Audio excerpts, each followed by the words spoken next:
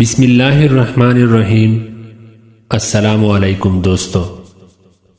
خواب میں جہاد۔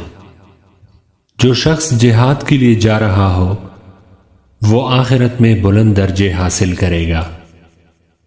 کچھ علماء کا کہنا ہے کہ اگر خواب میں جہاد فی سبیل اللہ کر رہا ہو اور کافروں سے لڑ رہا ہو تو اس سے مراد یہ ہے کہ وہ اپنے اہل و عیال کے کاموں میں محنت کرنے والا ہے۔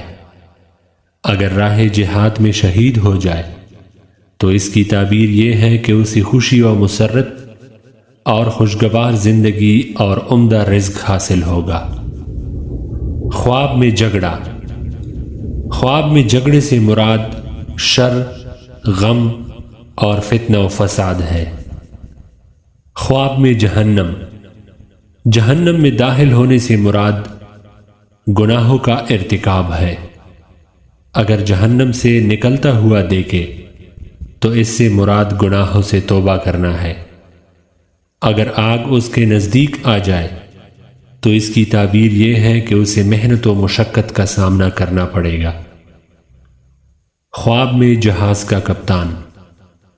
خواب میں جہاز کے کپتان سے مراد دور دراز کا سفر ہے۔ خواب میں جھوٹ بولنا۔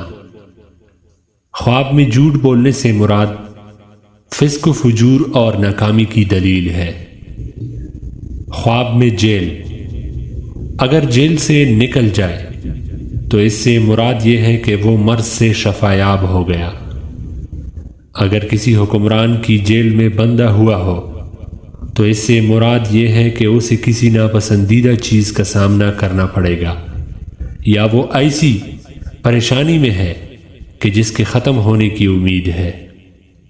اگر کسی نامعلوم جیل یا تنگ کوٹڑی سے کھلی فضا میں آ جائے اور وہ بیمار یا پریشان ہو تو یہ ان سے نجات کی علامت ہے۔